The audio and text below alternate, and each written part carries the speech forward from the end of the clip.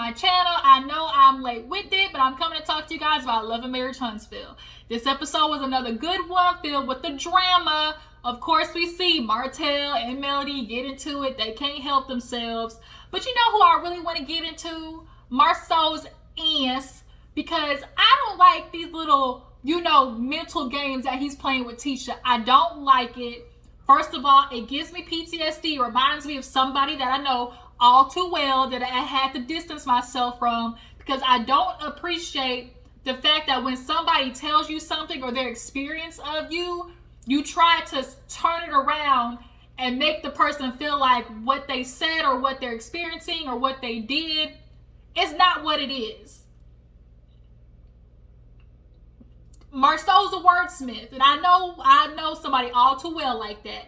The word games, I don't fuck with. I'm a Capricorn, we straightforward. Like, we don't do no gray areas. Like, stop fucking with me, okay? Stop doing it. And Marceau, I'm about to get into that ass. Tisha, I can't wait for the day that you get, like, Tisha's in a daze right now. She used to be just dreaming. When she first started Love and Marriage Huntsville, she was in a dream. Now she's kind of in a daze. She's a little bit in La La Land.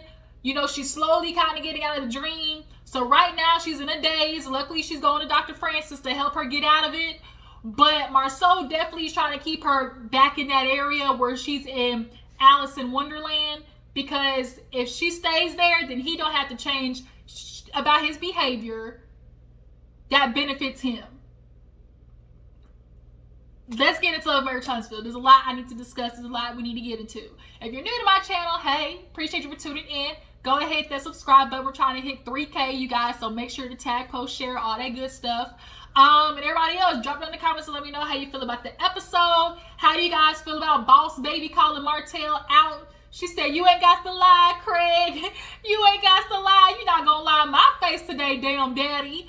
And then how do you guys feel about Martell at the end talking about, women need to stay in their place? I said, what? I can't stand when men say that, because what the does that mean? We'll get into that at the end, y'all. We'll get into that at the end. Let's go ahead and get into Love and Marriage Huntsville.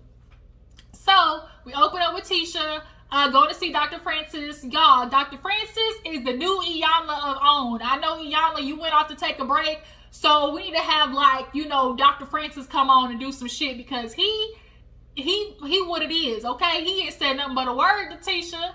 So he basically asked her, how do you know what Marceau is saying is the absolute truth? She says, I'm a smart girl. I do research. I look at the person's face and I believe them. That's not getting the absolute truth, Tisha, because people can bold-faced lie, okay? Martell did it and Marceau's doing it. Bold-faced lying to your face, telling you about how he can give you certain things and you live in a certain lifestyle, and that ain't what it is, okay? So now it's like, okay, you take that as absolute truth. Has Marceau ever deceived you in the relationship? And it was at this moment where I saw Tisha was getting ready to say something, but she stopped herself. And this is where Dr. Francis talking about, the protection comes into play. Because out of your whole relationship, you're not going to say Marceau has not deceived you. And so she did not that I'm aware of, but bitch, come on, Tisha. We're not going to do that. Marceau has deceived you before, but I don't think she wanted to, put it out there, because then it's like, oh, that gives everybody else another reason why Marceau basically ain't shit. We already know he ain't shit, but Tisha's not trying to add to the list of stuff that he's done. So she said, not that I'm aware of. So then they get into okay, how do you basically deal with the tenseness of what you need from Marceau and the type of love that he's giving you that's different from what you're asking, from him? How do you basically how do you deal with that? And she was like, well, I just kind of changed it to accept, what he gives or whatever it is, I just kind of accept it. And that's literally what she did at the chapel. This was something that you wanted to do. Marceau definitely could tell that's something you wanted to do, but he couldn't get it in himself just to do something for you. He was being stubborn. He was watching everybody else. He was being stubborn. And to watch him know that this, he does not do anything for you. he sees that, oh, my wife, like, let me do this for my wife because it might not mean nothing to me, but it's important to her. So I'll go up here and I'll stand with her and say literally, she wasn't telling you to reread y'all's motherfucking vows, Marceau. Oh, everybody was saying, just go up there and say something nice about your wife. Go up there and talk about how, you appreciate being with her for 15 years. That's literally all it was, but you couldn't do that. So now, Francis says, well, what do you, like, he's like, well, do you tell him? And she's like, no. She's like, I used to keep it to myself. So that's like why you have issues. So then they go from that to talking about how, Marceau, when we first got together, he told me I was too independent. Men, they don't love an independent woman because the point is when women make money, it evens the playing field. Men use being providers basically as an excuse not to help around the house with the kids, as a reason to why they can do whatever they want to do. Like, them being providers basically gives them an out of situations. So you're too independent, so now I need you to bend on me, because a lot of men also too feel like a part of being a man is having a woman depend on you, having somebody need you for something. No, I'm not never gonna need, like, we had to, like, me and my sister, my brother-in-law, like my brother, we be having conversation like this, and like men, like, you have to understand, I don't need you. I don't need you to survive. You are something that I want. And men take that as, like, what do you mean you don't need me? Like, what the fuck? Like, I don't need you. Like, if I were to have to figure it out, being like, take care of stuff, like, I don't need you for that. And so for men, a woman not needing them automatically feels like, well, you try to take a man, like, you want to be a man. Then it's like, no, just because I want to be financially stable, independent on my own, now I'm trying to be a man. Like, that conversation always, like, confuses me too. But that's neither here, that's not dealing with this. Well, it kind of does. But, Tisha talked about how, like, who is she outside of being interdependent? Because he has to ask, like, okay, okay, you depend on him for that, but how does Marceau depend on you? And she was like, I don't know, like, maybe, like, sexually? And Dr. Francis kind of looked back at her like, Tisha, Tisha, really? And she was like, I don't know. And he was like, girl, you got to validate yourself a lot more than that, because Tisha, you are more than a mattress for this man. Like, he depends on you to take care of the kids. He depends on you to run the household and run the businesses. He depends on you to do all the nitty gritty stuff that allows him to go out there and work. But also he works and you feed him. You take care of the kids. You handle the household. You handle the businesses. You are who you are. Your personality allows for Marceau to feel like a man. He needs you. He depends on you to be the insecure, confused, unvalidated Tisha. He needs that. That's what he depends on. And like Dr. Francis said, he depends on that because now it eases his fear of losing you. Because if you have no access or no way to leave, that's what a lot of men do. They limit the access for a woman to be able to leave, because it's like, I'll be damned. Like, if I'm tolerating behavior and I'm doing, like, and I'm living a life that is not conducive to me or my family, I need to know that I have the option to leave. Like, if I wanted to pick up and go, I could. And a lot of men eliminate that by being, the financier of the household, handling the money and shit like that. And I'll never forget this quote that I ran across, and it says, if you give somebody the power to feed you, I might have said this before, if you give somebody the power to feed you, you also give them the power to starve you. Say it louder for the church in the back. If you give somebody the power to feed you, you also give somebody the power to starve you. And that's what's happening in this situation. As in, Tisha, here it is now, you become interdependent on this man. And you now feel like, okay, I'm giving him the power to run this household, make decisions. But now with that, you are now being starved emotionally. Because now Marceau has taken on all of these things, feeling like that's what makes him a man. That what makes him a, father of the year, being financially, capable of handling the household and giving you gifts. But ultimately, you're being starved emotionally of, like, all of the things that you need. So you took the consolation prize of accepting gifts, even though your real emotional love, even though your real love language is quality time. Because you said that, you want to go on vacations with the kids. You want to, go out with Marceau. Quality time and acts of service is your love language, but you've decided to accept gifts because that's what you learned as a kid, and that's what you see Marceau is giving you. But now you've starved yourself of the capability of like all of the things that you want and need out of your husband because of you trying to feed his ego of being interdependent on him. He depends on you for a lot more. And a lot of men don't want to admit that coming home to an empty house does not fulfill them as feeling like a man of something, like a leader of something. Like men are always told they're automatically leaders because they're born with a penis between their legs. I tell you, that penis privilege, boy, I tell you, it's strong. You don't get to be a leader or a man of a household simply because you have a penis. And Marceau, you're running your house into the ground all because you don't want to get help and all because you're insistent on being this person who runs multiple businesses and like all of these things, but you're like starving your wife of what she needs and you don't even spend time with your own damn kids. You didn't even know your kid was allergic to peanut butter. You was getting ready to hand him a sandwich that was going to have him passed out in the middle of playing Xbox. Bruh, fix it. So then they go from that to, what did they talk? They said something after that.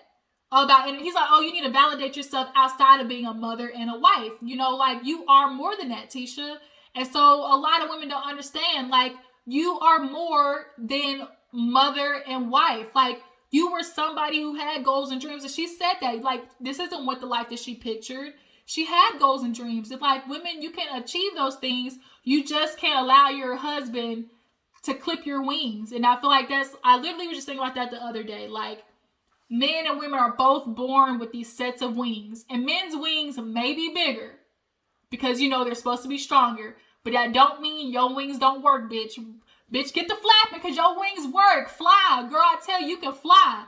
But if you get with a man and his wings aren't expanding as far as they can to help him fly, all he's going to do is start clipping yours. And that's what Marceau's doing to Tisha. And it reminds me of it just brings up stuff like it's PTSD because now I'm understanding men like Marceau the older I get. So he basically told her, like, you more than that, Tisha. You more than a mattress. You more than all those things to Marceau. You basically like eliminate his fear of you leaving. Okay? So moving on, Melody and Martell, they go do their little co-parenting thing with the kids.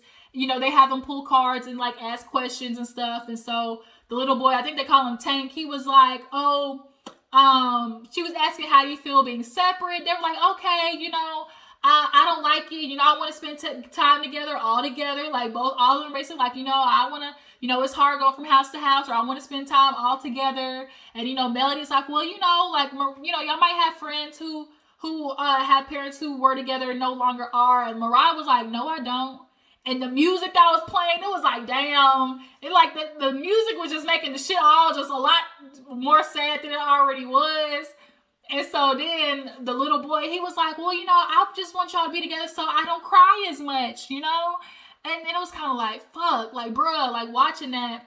And it's crazy because when my parents went through a divorce, I was in high school. So I was old enough to comprehend the situation at hand.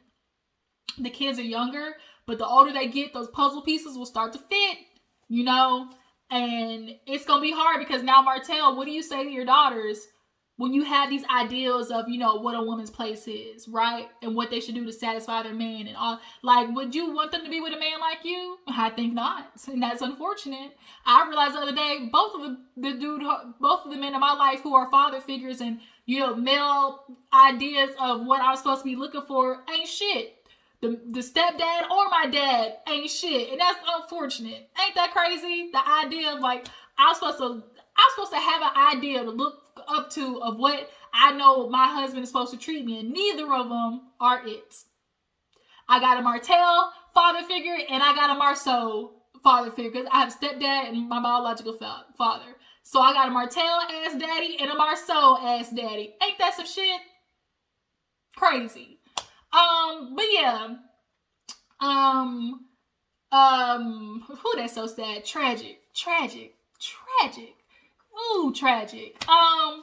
But nonetheless, they basically was like, I want y'all to be together. And the kid was like, the little boy, he was like, y'all might not talk now, but y'all can talk again. And y'all can fall in love and then, get remarried and be together forever and ever. And you could tell Melody was trying to hint at something when she was like, well, do y'all see mommy happier now? Because, like, the kids can't contemplate, like, emotional damage. They know something is wrong, but they can't tell, like, what is it yet. So then the little girl was like, I don't want y'all fussing. And so then the little girl, she the oldest one, Mariah, she asked, well, do you have a secret crush? Oh, no, she asked, I don't want a step parent. They were saying they didn't want a step parent. And so Mel was like, it could be a bonus mom or dad. And the little girl was like, no, because I don't want anybody kissing on that little boss baby. That little boss baby, let me tell you, she is entertaining. So then for the oldest one to ask about a secret crush was telling. Because I do think she's old enough to understand way more than the little kids. And I think for her to ask about a secret crush, she's either heard something or seen something. And I know for a fact that coleslaw heifer, Miss Curry, Cayenne, Paprika, she's been around the kids. So I wonder if the oldest one is trying to put those, those two puzzle pieces together because she's been around the kids before. But and so Martell was like, you guys are my secret crush. And that little one said, no, you're not gonna lie on my face, daddy. I saw you with that lady. He was like, what? And she was like, on the elevator. He was like, who are you with? She was like, with mommy. He was like, you saw me on the elevator with a woman? And the little girl was like, don't say nothing, mommy, don't say nothing. And so Melody was like, I won't say nothing. It's going to be our little secret. So here go Martell with the, I feel like, she should protect me. Because in protecting me, it protects the kids. No. It's always annoying how men do the fucked up stuff. And then it's up to the woman to not blast them or not tell the truth. Or, don't let the kids, see what you've done. And I do understand, protecting the kids to some extent. But you got to be honest. Like, when they get older and can't understand, you got to tell the kids the truth. Which is why when they move on to talking about the kid, because Melody was like, y'all go play now. She's like, well, speaking of, trying to keep the kids from hearing stuff, like, the baby, like, what you gonna say? Because I would want to be there, to comfort them and say, he's like, well, I don't know what's the right time, because we're already going through a lot of stuff right now. I feel like it might not be the right time. Newsflash, Martell, it's never going to be a right time to tell your kids, hey, you have a sibling that did not come out of mommy's belly. It's never going to be a right time. Then he kind of joked, well, y'all situation, you and your siblings. And Melody's like, I didn't find out till I was 18. But the difference is, this is a public scandal. Like, they could Google, they could YouTube, they got friends that could tell them stuff. He's talking about, wait till they're 18. Martell, stop playing. To wait till they're 18. Cause it's amazing how men do fucked up stuff. They can be a man in the mistakes, but when it comes time to really sit in it and really own up to it, the men like Martell, they can't do it because it's a different thing to sit there and tell your wife and try to come up with every other excuse, but you can't come up with excuses for your kids. You can't. You can't tell your kids, daddy went out and fucked another woman, had coleslaw feeling comfortable. I done got this girl pregnant with your sibling because mommy did this. You can't tell your kids that because mommy wasn't satisfying daddy. Because mommy wasn't doing something for daddy. I went out and had another baby. You can't tell, especially your daughters, that. So Martell, you got to sit in it. And he was then trying to be like, well, Melody, I don't know if I want you there. Why not? Is Melody, well, you know what? I also think too, yes, in this moment, I do think they'd be able to handle it. But the truth is, Martell, your kids are going to have questions because they're smart and they ask questions. You see, they ask questions. The questions that's going to follow that was like, well, mommy, it didn't come out of your belly. Well, mommy, how did this other woman get the baby? Well, daddy, how did that happen? So, mommy, does that mean the baby's going to come live with us? Like, those questions are going to follow. And Martell, you're going to have to be a man and sit in that.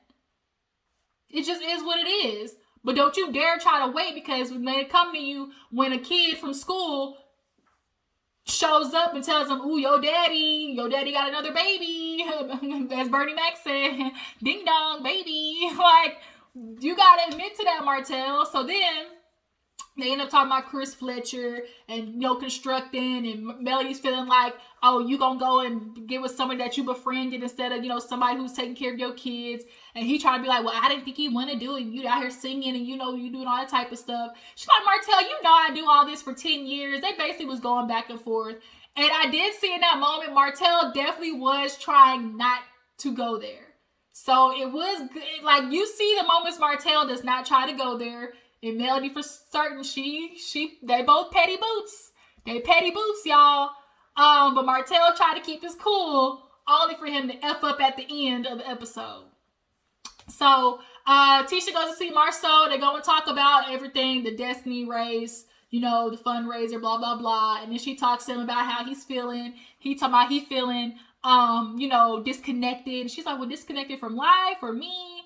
And she's like, because I've been telling you, you've been disconnected from me for a while. So he was like, the past year we're doing hotels and this and that. I've just been feeling, real stressed. And she's like, well, I understand that. Me too. I feel like we just don't communicate to each other. Like, you don't tell me about your problems and I don't tell you about mine. And he was like, well, I only have a bad day I don't have a bad day for too long. It'll only take me a day or two. Bruh, you just said that you're depressed.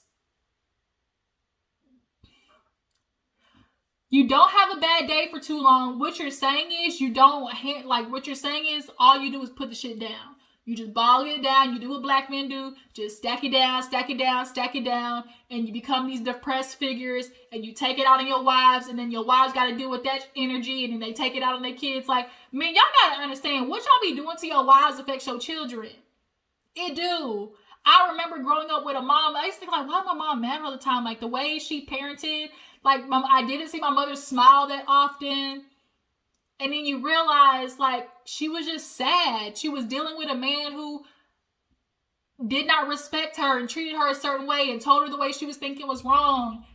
Because I grew up with my stepdad. And my stepdad, now that I'm older, I see episodes like this and I realize he's a Marceau ass nigga, right? And so now it makes sense. Like, when I was younger, like, and they were going through the divorce, I used to think, like, why is my mom acting like so crazy? It's because he was behind the scenes doing shit like Marceau and Martell combined. And it was kind of like, oh my gosh. And now that I'm older and I'm a woman and I get it, it's kind of like, wow. Like, wow. And so Marceau, she tells him about the therapy session. And she's like, yeah, Dr. Francis, he helped me see that, I just need to validate myself a lot more and realize that, I'm still a person that has goals and dreams and I don't have to let those things go because I'm more than a wife and a mom. And Marceau really basically like tried to debunk everything that she said. Well, that could be true. Or maybe you're a wife, or like maybe you're a great mother, or maybe you're a realtor, or maybe you're an inspiration. What are you talking about? Maybe this and maybe that. Then in the confession was like, I think that, sometimes therapy can be good if you have a goal in mind. Why do you need a goal to go into therapy? You just go into therapy to talk your shit out. There doesn't need to be a goal. He's like, well, sometimes, people come out more confused. And it's like, no, like Tisha said, you go in there and you take the meat, spit out the bones. He's like, well, you came back with a bunch of fat and gristle. Did she? Did she, Marceau? Because she came back with a lot of shit for herself, but then you did exactly what you usually do. He's a wordsmith. He's a wordsmith. I don't like he be talking in circles and it confuses Tisha to the point where she's literally like this and like she completely forgets, like she allows him to basically like smother her thought process. Because when Tisha was in there, she realized, no, I did give up this, I did give up that. Then for Marceau to basically come out here and tell her she was wrong, that like that's not how you're feeling. But she's told you this before, Marceau. She told you before that she was a stay-at-home mom and she got her realtor's license and you told her, oh, I thought you were just playing. Remember season 1? Where you're like, oh, I thought you were just playing. Y'all remember that? She said like she wants to be more than a stay-at-home mom. But now you're telling her, oh, well, that's not what it is. Sometimes you can come out more confused. Is she confused or is she just thinking? Because that's what's happening. Sometimes that confusion is a way for you to start thinking, of what's really going on.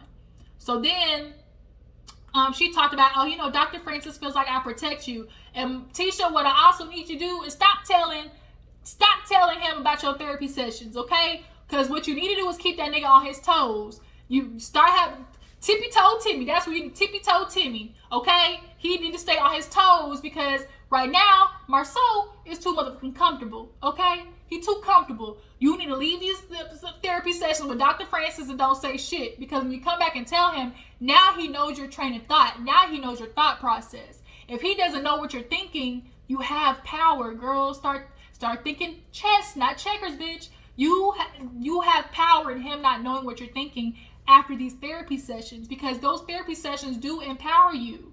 They do, and he knows that, which is why he don't want your ass going, because he needs you on unstable, confused, unvalidated, unconfident ground. Because a confident Tisha don't require of him the things that you need, right? This invalidated Tisha, this, not self-worthy Tisha that you feel you are, allows Marceau to get away with the shit that he does. And what you do need to understand too, as well, Tisha, if Marceau's telling you something that comes off as advice, he's only ever going to tell you something that benefits him at the end of the day, that gives him some type of benefit of anything.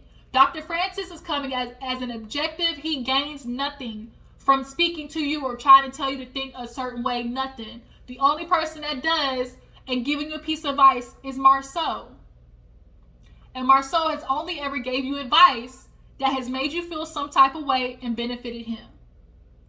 And you need to stop saying Dr. Francis said, because then that gives him the argument of being like, oh, you let Dr. Francis, fill your head with bullshit. Oh, you letting that man, convince you that, you don't need to be with me, or like, gonna let that man ruin your marriage. No, Dr. Francis didn't say nothing. You said it. You said that you protect Marceau. All Dr. Francis does is water the garden of the seeds that you already have in your head. You already have these seeds of whatever in your mind, and Dr. Francis asks the question that helps you water those seeds and think of all the stuff. So he gets talking about, oh, if I had kids, and I was lying, I basically deserve credit. She's like, no, you deserve to be, dead, okay? And then he was like, well, whether I'm lying or not, the story gonna say the same. What do you mean whether you're lying or not? Why? What do you mean whether you're lying or not? It's like the shit like that. It's like, Tisha, flip on the switch. Like, what do you mean whether you're lying or not? There should be no, I'm not. Like, you keep Tisha, and he does that unsteady ground stuff, and I don't like it. I don't like it. It gives me PTSD. It reminds me of the bullshit, like, I'm now realizing my mom went through, and like me and my sister, we talk about it all the time, just like how being raised by a woman who is unfulfilled and her life is only validated by being a wife and a mother, like how that trains you. Because now as daughters, you stick with a man through bullshit even though he's not helping you grow or become a person that you wanted to be, because a woman who's strong in her own right does not benefit a man. It doesn't. And that's how they take it, I always think, like, I think of it like the analogy of just like how both people are men and women are born with a sets of wings. Like, men and women have their wings. Men's wings just may be bigger. That's all it is. But if they can't get their wings to expand and grow to help them fly to their goals and achievements, all they're going to do is clip yours. Slowly but surely, they're going to start clipping from the bottom and work their way to the top. And Tisha, let me tell you, Marceau was clipping. And women, y'all got to stop letting these niggas clip y'all wings, okay? Bitch, fly. All right? You are an eagle. You are a goddess swan. You are everything. Stop letting these niggas clip y'all wings and just like keep y'all grounded. Like, fly, bitch, fly. You can do it. I know it sounds crazy me comparing you to a bird. But that's the only analogy I can think of. Like, women, you are capable of flying and doing these things on your own, and you don't need no man to validate you for it at the end of the day. So last but not least, they go and do the baseball field. And then, of course, Martell and Melody ruin it. They get in there, and Louis and old girl start talking about, oh, it's happy to be here. It's just so crazy. And Melody's like, oh, yeah, I just like, I feel like Martell, because our anniversary would have been the 19th.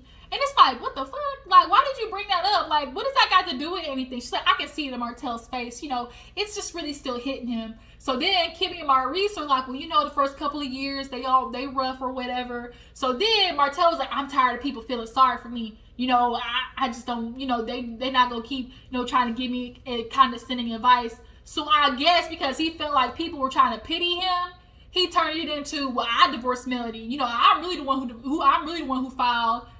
And Destiny did the, and it was like my visceral reaction too. Like, you did what?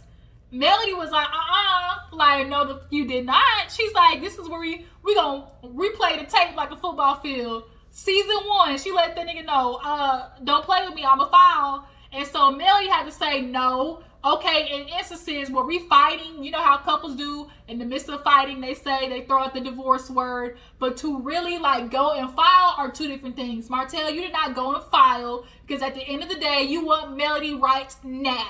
If Melody were to text you right now, Martell, come home to this pussy, you would come do it. You would leave coleslaw. Where is she at? Okay, and be at Melody's house yesterday. Period. So now these two niggas arguing. Tiffany and Louis over there like, well, I thought we were celebrating love. And then Martell was like, you know, because you were doing all this shit, you know, this why, you know, because you was out there cheating too. And she was like, when and where? He's like, you was at the tail for 3 days. I didn't know what you was doing. She said, I remember Melody was like, I had to go. Like, women, take your 3 days, you know, go to a hotel, sit there and do nothing. Don't stress, no nothing. That's what Tisha, honestly, that's what you need to do. After a therapy session with Dr. Francis, take your kids over to Mama Wanda's house and leave that nigga Marceau clueless for 3 days. Don't text him, no nothing. Bounce on that ass, okay? Because Marceau need a lesson. And so Melly was like, prove it. And he was like, Martell, you just have to understand, you're never going to win an argument, because anytime you try to tell, you point a finger at Melody, 3 going to be pointing back at you. Well, you was a liar, nigga. You a liar. Well, you were disrespectful. Well, you sure hell was disrespectful. Like, you not going to win, bruh. You not going to win. So what else did he say? Louis was like, bro, you ain't always got to come back. Well, you know, as a man, you know, as a woman too, she ain't got to say nothing. He's like, bro, like, you ain't never got to keep retaliating. And he just kind of feel like he want to check Melody. But it's like, why? Like, they just like poking at each other. That's all it is. So Louis, he pulls Martell outside and let him know, like, bro, you ain't got to do that. But all Martell in his confessional, he feel like, oh, I get it. I understand women running the world, but, you know, men, we're kings. We're kings. You know, we're not going to let them rule everything. You know, they need to understand. They just can't talk to us any certain way. And, you know, they need to stay in their place. What is that? What is that? When men say that, I get confused, because what do you mean by saying that, Martell? Men, because when I hear, as I'm sure as most women hear, when you say women need to stay in her place, that means shut up and take whatever behavior I give you. That means whatever decision I make, I don't need your opinion. That means if I want to spend money here because I'm the breadwinner, you ain't got no say in that. It means you can't tell me nothing. It means when you tell a woman to stay in her place, what we hear is we're not allowed to offer opinions. We're not to tell you when you're wrong. We're not allowed to tell you, hey, your behavior is affecting me. Am I tripping? Women, down in the comments, let me know. When a man says stay in a woman's place, what do you hear? Drop down in the comments and let me know, because that's what I hear. So Tisha comes and her and Kimmy get into it. Kimmy didn't like the fact that Tisha texted her. And before that even came in my head, I guessed it before even Kimmy even said it. I said, she think Tisha did it intentionally. And literally 2 minutes later, she's like, oh, you know, I think Tisha definitely did it intentionally, you know, to ask me and Maurice for money. Two truths can exist at the same time. You know, Tisha could have texted you, so she could be like, y'all saw I texted Kimmy, right? Y'all, you know, I'm always the one reaching out to Kimmy. But Kimmy, then again, it was like, bitch, for you to be mad, and then like Melody said, well, did you call her? No. Why didn't you call her? Why didn't you say, like, Kimmy, bitch, we rooting for you. We was all rooting for you. But now it's kind of like, ugh, like, damn, Kimmy, like, damn, this might be the first time. Can't nobody agree with you on that one. And then, of course, Tisha was petty back. Well, I'm always the one calling. Kimmy's like, I don't disagree. She's like, you know, I just had to back off. You know, I'm treating people the way they treat me. I said, okay then, Tisha, let Dr. Francis do his work. So then she was like, oh yeah, well since you're not a talker, you must be a big planner. She's like, a big planner? You know, you have to plan events. So she was like, what? She's like, oh, well, never mind. Since you, never mind, I thought you were planning stuff. And so Kimmy's like, well, tell me. She's like, no, I was just saying. And so that's when Tisha, I was like, damn, Tisha, I don't like shit like that. Don't half step to me. Step all the way. Don't come halfway to me with some bullshit, right? So then now Kimmy and Tisha are right back where they fucking started. Melody is like, well, I thought the saga was over, but I guess not. So here it is. We end with Kimmy and Tisha basically being right back at square one, and Melody and Martell effing up another event. Melody, like Destiny said, your triggers.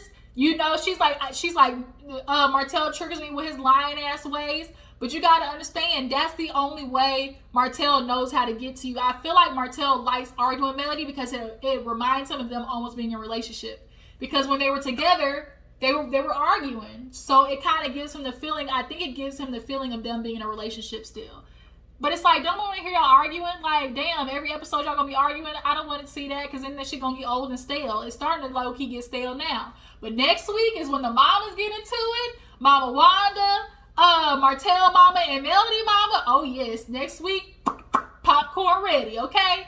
So y'all, that was the review for Love and Marriage Huntsville. Tell me how you feel. What do you guys think about Martell saying he wants to wait to tell the kids? How do you feel about Boss Baby blowing up his spot, saying that she saw him in the elevator with some bitch? How do you guys feel about Marcel basically telling Tisha she left confused from therapy? How do you guys feel about that? I appreciate y'all for tuning in. Stay tuned for Real Housewives of Potomac and Salt Lake City. And Insecure. I think I'm also going to review Insecure, y'all. I think. We don't know yet. But make sure to follow me on Instagram and Twitter, and I will catch y'all guys later. Bye.